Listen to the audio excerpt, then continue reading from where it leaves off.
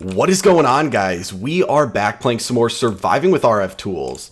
Today, guys, we are finally going to be messing around with the Endergenic generators, which I think are the coolest blocks offered by RFTools. Now, the reason I think this is because they are very easy to learn and understand and set up in a very simple manner, but if you are intelligent and sort of understand how Minecraft mechanics work, and you're willing to put in the time, you can maximize the efficiency of these things to an absurd degree. So today we're going to be going over a really basic setup, one that is probably one of the most common ones. I believe it gets around 11 to 12,000 RF per tick without putting the infusions on stuff, and we'll discuss that much later on. But for now, it's a pretty basic setup using 4 Endergenic generators, but we're going to use today to kind of go over the way that they function so that you guys will have a better idea of if you want to try and make it more efficient in the future, how you can do that. And then later down the road, we might set up a different one that's a little bit better. But of course, today's setup is only going to be using RFTools and regular vanilla redstone. So if you have a mod pack, you might be able to set this up a little bit more intricate and, make it more compact and stuff. But like I said, we're only going to be working with vanilla redstone today and RFTools redstone. So to get into some of the crafting, the first thing that we need to make are going to be the Endergenic generators. And these are actually kind of expensive. You do need to go out and get a ton of ender pearls. Now, I did not go to the end, so this took me forever to get.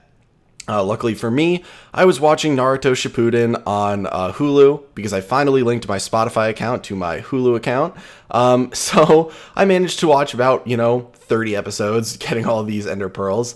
But yeah, you'd probably be better off going to the end to get them. I didn't do that, but that is because we are also going to be going over spawning and sort of working with making an ender pearl farm. So yeah, we're going to be setting that up in a later episode, which is why I didn't go yet. But yeah, we're going to first start off by making 4 of these, which means we need to make 4 machine frames, and it looks like we are a little bit low on the gold. So here we go. Get that. We need 1 more. So we got the machine frames, and here we go on the Endergenic generator. So you can use as many of these as you would like. Like I said, we're going to talk more about the intricacies of how they work, but for today's setup, 4 is kind of the generically agreed upon, effective ones to use for the beginning setup, just because you are going to be firing ender pearls between them, and with 4, you basically link them in a square, and it makes it really easy to work with. You're also going to need a smart wrench. We already have one, and you probably already will at this point, and that's because you will be able to use it for turning things like the sequencers and timers, but mainly you need it to connect the Endergenic generators because you need to tell them which one they are firing towards. So basically tell them what direction they're shooting it in, if they're shooting it, north, south, east, or west. So you will need that. We're not crafting it now because we already have it, but just something to keep in mind. Now the next thing is we are going to need to make a timer, and that means we are going to need to make a clock, and I have not made a clock in so long. I hope I have everything for it. Okay, so it's just gold and redstone. Why did I feel like the recipe used to be harder for that? I probably didn't, but I feel like it used to be harder. Okay, so we'll do that, and then we're going to have to put that back in here, and there we go. We're only going to need, well, we need redstone torches now too. Great. We're actually going to need a lot of redstone torches for the crafting that we're going to do today, so it actually won't hurt to make a fair bit of these. So yeah, we'll do this. And I think total, we actually probably should make more than that. Let's just do... Oh, it has been so long since I've played Minecraft. I'm like clicking all over the place. Wow, okay, apparently I haven't made redstone torches before. Okay, so we need that, and then we need machine bases, which means we are going to need some more gold ingots and stone. I don't know if we might need to cook down some more stone too, because I believe they require stone for the bottom of the machine base. So let's go. Is it stone? It is. Okay, so we will have to cook down some more stone for this, but we can at least get started with making one of them. And the reason that we are out of stone is because I finally designed a basement. So we'll go down there in a bit, but I did use stone with decorating the basement. But so we throw that in here, and then we can make our 1 timer. You only need 1 of these, but we are going to then need 4 or 5 ender monitors and 6 sequencers, and then 1 pearl injector. So the pearl injector is pretty simple. We're just going to need to make, I believe, the machine frame is the only thing that we need to make.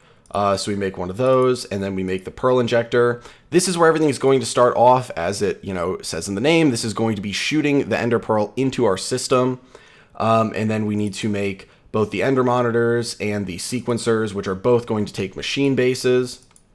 So we're going to need 11 of those. We're going to need 11. So we're going to need a fair bit more stone, which is a little bit unfortunate. Why do I keep trying to do that?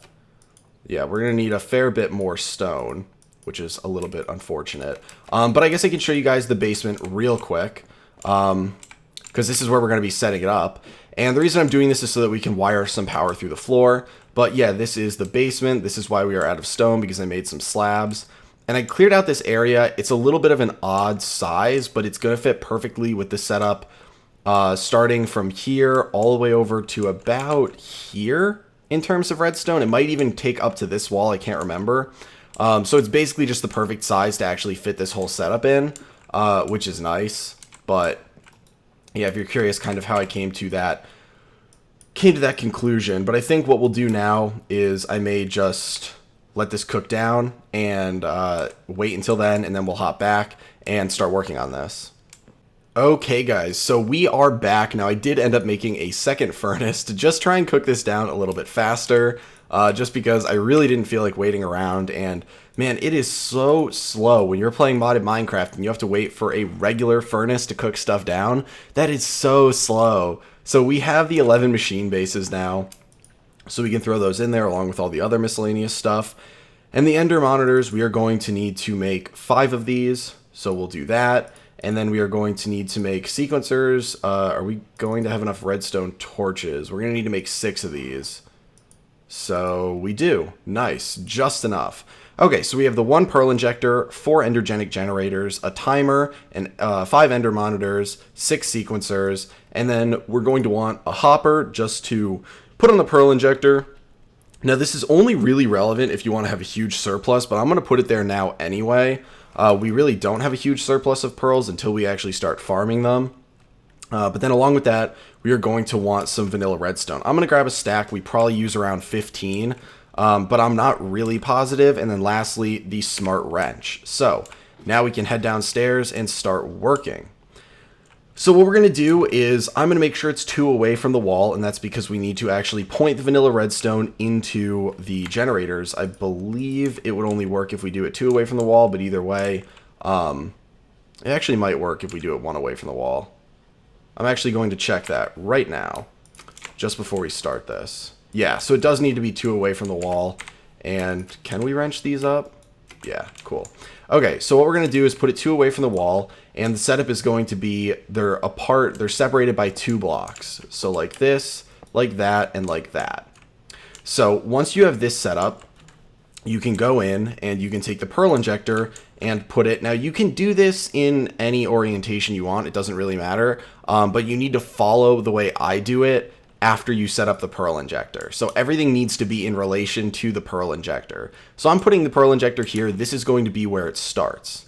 So what we're going to do is take out the smart wrench. And the nice thing is that you can actually see all of the information about the endergenic generators when you pull this out, hovering over their head, so you can monitor the RF gain, the RF lost, RF per tick, and how the pearl is actually functioning. And what we're going to do is we're going to go in a clockwise direction, and we are going to right click, and then right click again. And so if we right click this, you can see that it is set to go to this one over here, and then we go there, there, and there. So we've essentially made a loop that you can see that this is firing, this is the destination, this is firing, this is the destination, and it will tell you the distance in ticks. And I actually think it's starting to storm outside, so you guys might hear some thunder in the background, unfortunately. But we'll try and finish this up, though, without too much of an issue. So we'll put the hopper down on top of here, and now it is time to talk about what we are actually doing with the redstone, the part that I think is so cool to learn about. So the way that endergenic generators work is they start in an idle state, and when they receive a redstone signal, they switch to charging. Now the charging state means it is ready to accept an ender pearl, and it will accept the ender pearl at any time in terms of ticks since it's begun charging, but the closer you get to 10 ticks, the more power it will generate. And there is a huge exponential curve. So if you get it halfway to 10 ticks, you are not going to get half the power that you would get if you get it exactly on the 10th tick. So getting the timing right is critical. Now, when the Ender Pearl ends up getting into the Endergenic generator that is charging, it immediately becomes holding, and then it will lose power until you fire off the Ender Pearl. So the idea is that you put a redstone signal in so that after 10 ticks, the pearl will be fired out of the Endergenic generator before it and get to it exactly at the 10th tick or as close as you can. And then the minute the pearl arrives, you want to fire it off to the next one as fast as possible to prevent losing RF. So that's kind of how the general idea works for these. And that's how you can get it so powerful if you are good at setting up redstone and doing the timing right. And we're going to set up the timing stuff now. This isn't optimized by any stretch of the word. But we're going to use our Ender monitors, and these are going to go facing away from or in the direction that these are firing. So as we talked about, putting them in a clockwise shape, and you can use the smart wrench to turn them. And then the final one is going to go right here facing, it's going to be the one that's next to the pearl injector, and it's going to be facing out away from it. And then basically what we're going to do is set all of these to pearl fired. So pearl fired, pearl fired, pearl fired, and pearl fired. So these are going to send a redstone signal when a pearl is fired from the Endergenic generator that is right behind it. Now the next thing we're going to put down are going to be the sequencers, and those are going to face into the blocks. So we do have to turn this one, and these are going to basically be impacted by the redstone signal when the pearl is fired. And so for all of these that are inside this kind of loop here, we're going to put it on the 3rd and the 5th ticks and set it to once 2. And what this means is when a redstone signal is received, it will cycle once, and if a new pulse arrives, it'll restart. So if your stuff starts messing up and you lose a pearl and the redstone signal kind of resets, you won't run into an issue where it kind of runs into itself in the loop and messes up. It'll just reset itself. So we're going to go through all of these, 3 and 5, once 2. And funny enough, it's really easy to troubleshoot this because you will know right away if you set something up wrong. Or at least once you start running it. Now the other sequencers are going to face into the 2 that are near the pearl injector, the 1st and the 2nd one. And these are going to be 1 and 3, also set to once 2. And then really the only other thing to set up is the vanilla redstone and the timer. Now what the timer is going to do is we are going to set this for 30. And basically this is saying that if it doesn't receive a redstone pulse in 30 seconds, which will reset it, it is going to fire a redstone pulse, which is going to fire another pearl and essentially reset the system. And so it will basically be reset every time a pearl cycles through. And if it doesn't cycle through, it'll know that the pearl broke, because there is a chance as the pearl is fired around that it breaks. It eventually will, because this is not an infinite power source, and it will need to shoot out another pearl. So then what we're going to do is wire the redstone from this to these over here, and then into the pearl injector right here, and over to these over here. And I actually think we can do them like this on this side. So like this. And this is actually the whole setup. So it's very easy to do. And when we end up putting a pearl in here, it'll start going. Now the thing that you need to know is these do not stop running when they reach full power. So these can hold 5, I believe it's 5 million RF. They will lose power for you once they reach full power. It'll just keep going. So you need to set up a system, and you can do that, and we will actually go over that in a later episode using one of the monitors that they offer in RFTools, where you can turn off the timer once these reach full energy or a certain threshold. But you don't want to just dump pearls in here if you do not have that system set up. So we put one in there, and you will be able to see they start firing around. Goes between them, and when you get that little red blip, that means that you lost a pearl. So we got really unlucky and we lost 2 right away on the first one. But you can see these are each generating around 25 to sometimes the numbers get a little bit messed up when you start losing pearls, but they on average generate about 25 to 27,000 RF, and you can see that we've already made in this one alone about 610,000 over here. And you can see the power ranges a ton based on where the pearl breaks and all of that. But you get a ton of power from this, from each of these pearls. And so if you do have the ability to set up, and we will go over this in a future episode, a pearl farm, it is one of the easiest ways to generate power. You can layer these very easily, and you can make them once you have the infusion, which I believe doubles the amount of power you generate with fully infused generators. You can get a ton of power, and I believe the best setup that I saw recently was 72,000 RF a tick. Now that used infused generators, and it used other mods to set up the redstone. But the issue becomes that Minecraft's tick system has sort of changed recently. And I want to say since back in the day in like 1.7, it's become more random, and there have become more issues with setting this up, in the sense that if you are on a server or in a world and you log off, even if it's all in one chunk, you can run into a lot of issues with it not working properly because the ticks start getting messed up. So this one avoids that pretty much altogether because it's not super complex, and that's why I would advise you guys to start with this. But you can make things much more complex, especially if you do have other mods to work with, and I would urge you guys to try and make cool setups and everything. It's definitely a crazy time sink, so if you're looking for one of those, go for it. And I just want to let you guys know, if you didn't see on my Twitter, the reason I've been gone for so long is, and I will have like an update video. I might do it for 20,000 subscribers because we're really close, if not already there yet. My fiance and I got a kitten. It's actually a Maine Coon kitten, which grew to be like 15 pounds and like 4 feet long, crazy big.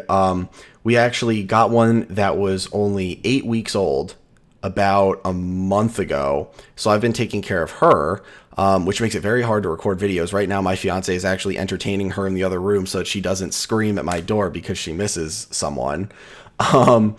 And then I actually signed the lease with my fiance for our apartment because we both just graduated, and so we are moving in on the 1st of next month, so that is coming up, and we've been preparing for that. And I just graduated. So a lot of stuff has happened that has kind of made YouTube go on the back burner. And that's where I've been. And I think I'll do a bigger update video with my fiance and my cat and everything, probably at 20,000 subscribers, if that would be something you guys would be interested in. But thanks for watching, guys. Hopefully you enjoyed learning about the Endergenic generators. If you have any questions or want to show me any really cool builds that you did that are super complex, feel free to let me know in the comments. Hope you guys are having a great day, and I will talk to you later.